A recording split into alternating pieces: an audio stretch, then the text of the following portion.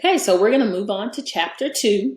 Now, chapter 2 is going to be a continuation of chapter 1. So in chapter 1, we talked about neurons and nerve cells. Now we're going to talk about synapses, those gaps that exist and those where the transmission of information takes place. So neurons communicate with each other by transmitting chemicals at junctions called synapses. So if you look at the picture, you can see a synapse. The term synapse was coined by Sherrington in 1906 to describe the gap that existed between neurons. His discovery in 1906 was a big discovery in scientific reasoning because this is how the neurons are communicating with each other. So what Sherrington did was he investigated how neurons communicated with each other by studying reflexes. Those automatic muscular responses to a stimulus is your reflex. He was able to study reflexes using a process known as the reflex arc. For example, the leg flexion reflex is a sensory neuron that excites a second neuron, which excites a motor neuron and excites a muscle. So if you've ever been to the doctor and they've hit your knee with that little hammer and you have the automatic reflex to kick, then that is an example of a reflex arc. That's what Sherrington studied. So there were 3 major points that Sherrington noted about reflexes from his studies. First, he said that reflexes are slower than conduction along an axon. So when a reflex happens, it doesn't quite happen as fast as a neural impulse. He also noticed that several weak stimuli present at slightly different times or slightly different locations can produce a stronger reflex than a single stimulus. So obviously, if there's several at once, that's going to be better than a single one, even though the several are weak. And then the last thing he noted was that as one set of muscles become excited, another set relaxes. So when he was studying those reflexes, basically that told us that, if we have an automatic reflex in one area of our body, we're probably not going to have a reflex in another area. Sherrington also found a difference in the speed of conduction in a reflex arc from previously measured action potentials. He believed that there was a difference that had to be accounted for by the time it took for communication between neurons. And that is what validated his idea of the synaptic gap, because he said the difference in time is because there's a gap that exists in neurons. And he called that synaptic delay. And you can see his representation there in the chart. Sherrington also observed that anytime a stimulus is repeated over a short period of time, it can produce a stronger response, which brought forth the idea of temporal summation, which is the repeated stimulus. And after a stimulus has been repeated over and over again, over time, it can have a cumulative effect, which can produce a nerve impulse even when the stimulus is weak. So that is temporal summation. There's also the presence of what's called an excitatory postsynaptic potential, or EPSP. That is what occurs when these factors take place. So whenever the culmination of those excitatory postsynaptic potentials occur, which is the basis for not only temporal summation, but also spatial summation, these things happen. We've got the presynaptic neuron, which is the neuron that delivers the synaptic transmission from the terminal button, if you remember from chapter 1. And then we've got the postsynaptic neuron, which is the neuron that's going to receive the message on the new dendrite. Then you have the excitatory postsynaptic potential, which is the polarization that decays over time and space. So that's what Sherrington was saying was happening in that gap. Sherrington also noticed that there were several small stimuli in a similar location that could also produce a reflex when a single stimulus did not. And that's what gave him the idea of spatial summation, which said that our synaptic input from several different locations can all work together to trigger a nerve response, even though the trigger is weak. So that gave us the idea that two neurons, A and B, can stimulate a third neuron, X, even though A or B they cannot stimulate X on their own because they're too weak.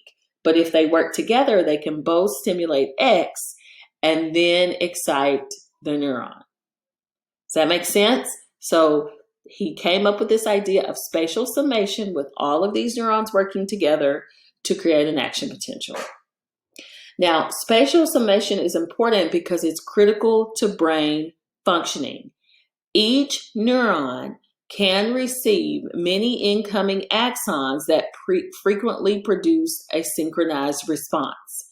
Temporal summation and spatial summation are going to occur together, and the order and series of these axons is what produces the results.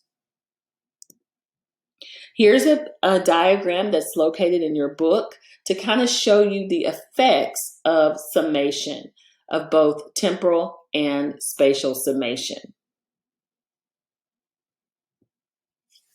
Another thing Sherrington looked at as he was studying these reflex arcs is inhibitory synapses. So, and if they're inhibitory, you know that they're going against.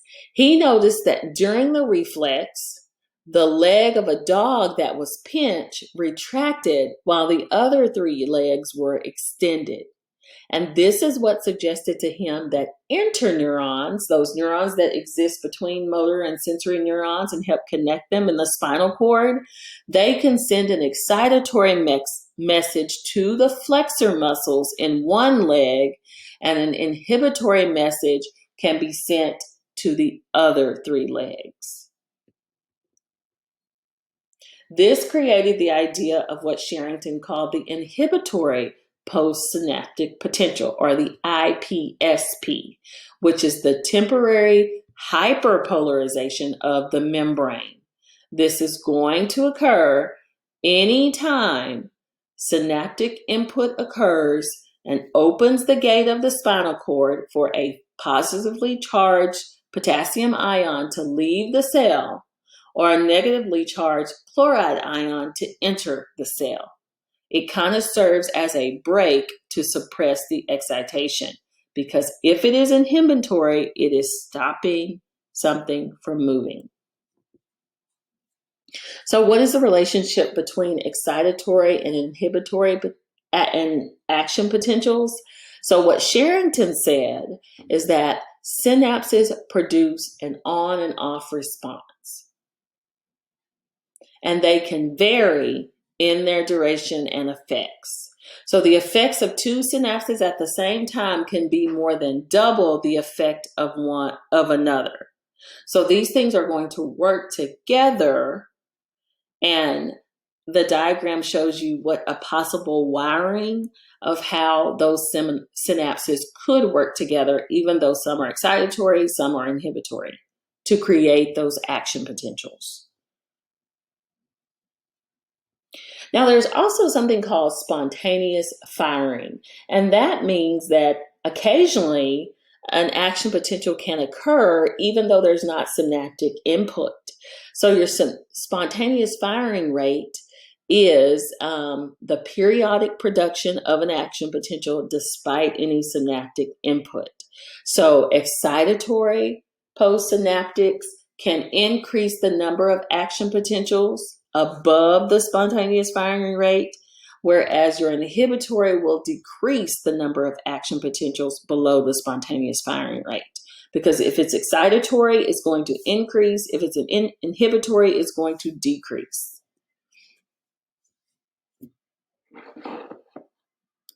Sherrington was not the only person to look at how synapses work. We also had a German man named Otto Louis who looked at the chemical transmission of synapses. So he was the first person to demonstrate that there could be communication across the synapse that occurs via chemical means. So we know what happens at a synapse is a neurotransmitter, which are those natural chemicals that exist in your brain. Those are being transmitted across one synapse to another neuron, right? That is taking place, and that is through chemical transmission, which dominates the nervous system. So Louis told us that, hey, guess what? We can have communication that occurs in the body across the synapse through chemicals.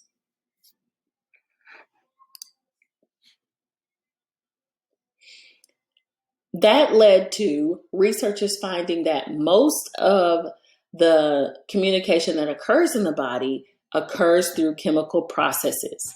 So what Louis did was he found that stimulating one nerve released something that inhibited the heart rate, and stimulating a different nerve released something that increased heart rate. Therefore, he realized that you could collect and transfer chemicals and not lose electricity.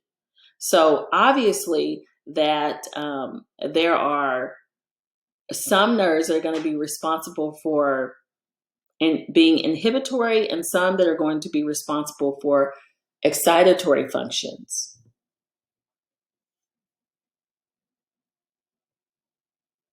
So remember, an action potential travels down an axon.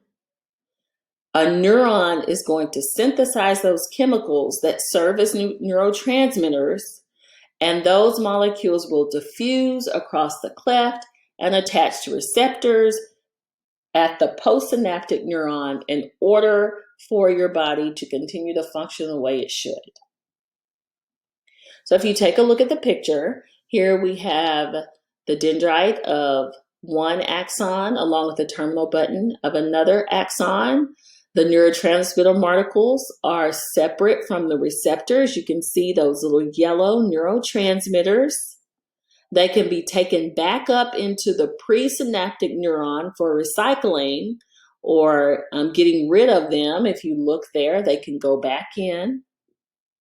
And then some postsynaptic cells may reverse messages to slow the further release of those neurotransmitters. So that is where all the communication is happening in that synaptic gap. That's where the axons are communicating with each other.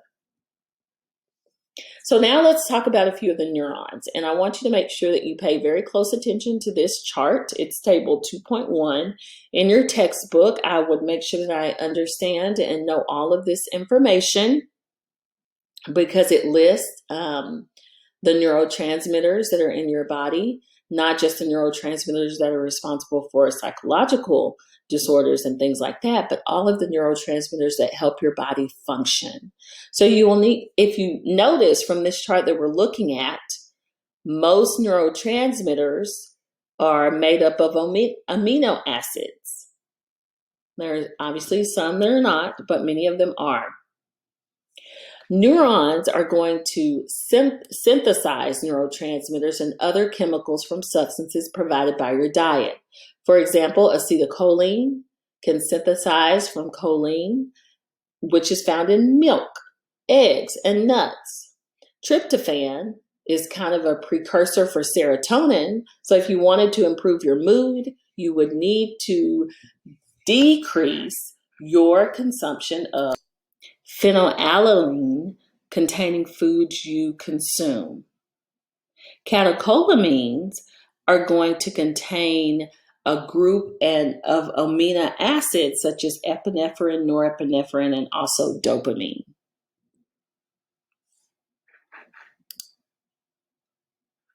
So let's talk about how those transmitters are stored. They are contained in vesicles, which are tiny packets, those little circles you saw in the pictures, which are located in the presynaptic terminal where neurotransmitters are held for release. MAOIs break down excessive levels of some of the neurotransmitters, and through exocytosis, burst of release of neurotransmitters from postsynaptic terminals can occur at the synaptic cleft. This is what's triggered by an action potential. So neurons are going to release at least 2 or more different types of neurotransmitters. Those neurons can respond in more than one way to the neurotransmitters that are released. Transmission at the synaptic cleft can happen in about 20 to 30 nanometers wide, which can take fewer than, a millisecond.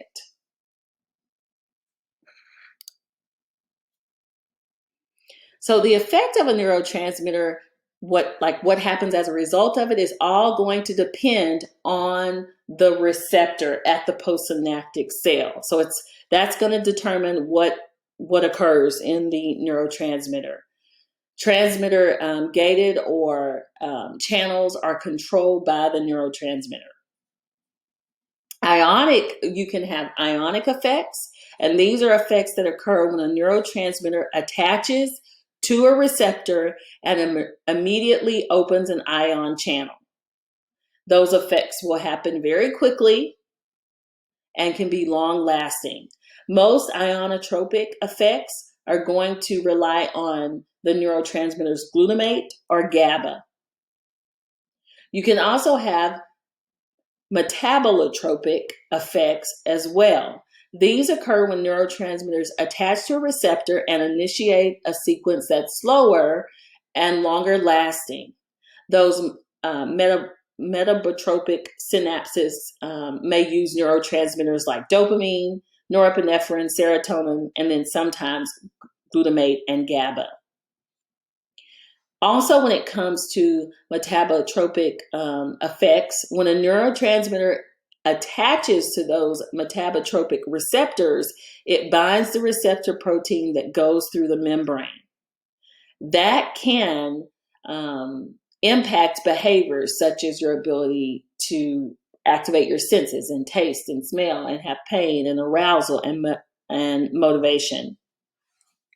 We also have G protein activation, which is an energy storing molecule. This can increase the concentration of a second messenger, which communicates with areas within the cell. Those ion channels can open or close, and they can also alter production of activating proteins or active chromosomes. Neuropeptides have metabotropic effects and utilize a number of different neurotransmitters. They can also be called neuromodulators because they require repeated stimulation.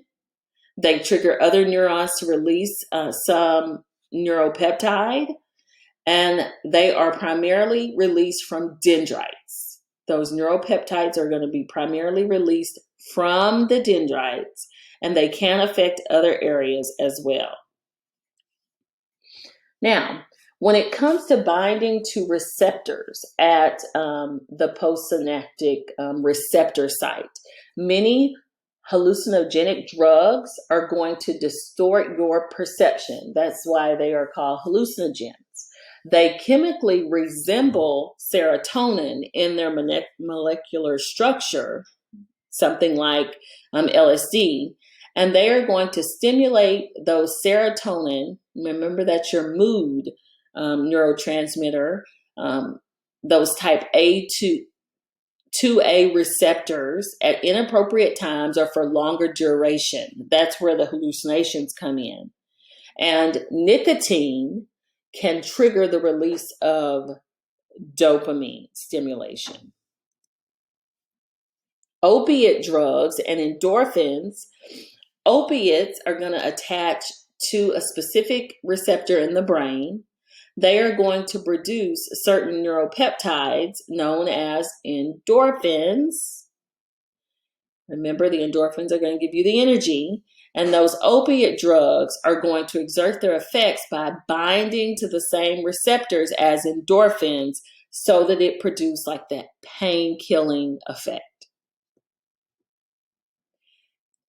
Anytime a neurotransmitter is taken up again or goes through the process of reuptake or is inactivated, they are released into the synapse. They don't remain in the gap. They are released and they are inactivated. During the reuptake process, the presynaptic neuron is going to take up most of the neurotransmitter molecules that are intact and still reuse them. So they're going to reuptake. That's what reuptake means. That means I'm kind of getting you back. And then transporters, which are special membrane proteins, can then facilitate that reuptake process. Stimulant drugs are going to decrease reuptake and prolong the effects of serotonin, norepinephrine, and dopamine. So stimulants such as amphetamines and cocaine are going to stimulate dopamine responses by increasing the release of dopamine in the brain. And then something like Ritalin is going to block the reuptake of dopamine, but in a more gradual way. Ritalin is a drug that's often prescribed for people who have ADD or ADHD, and many of those people are children, and there's not a lot of research about whether or not using Ritalin as a child then causes somebody to abuse drugs as an adult. But that is a stimulant drug that is affecting your brain chemistry. So sometimes there's negative feedback in the brain, and that negative feedback can be accomplished in two ways, through autoreceptors and postsynaptic neurons. Autoreceptors can detect the amount of transmitter released and then inhibit further synthesis and release. And your postsynaptic neurons are going to respond to stimulation by either releasing the chemicals that travel back to the presynaptic terminal where they can inhibit further release. Cannabinoids, these are going to be the chemicals in drugs such as marijuana that can bind to those presynaptic neurons, or also GABA. When cannabinoids attach to these receptors, the presynaptic cell stops sending the information it needs to send. The chemicals in marijuana are going to decrease both excitatory and inhibitory messages from the neurons. And that's part of the reason why people can respond to drugs in different ways. When it comes to electrical synapses, these are a few special purpose synapses that operate in an electronic way. They are faster than all chemical transmissions, and there's something called a gap junction, which you can see in the picture. This is the area where the membrane of one neuron and the membrane of another neuron come together and meet.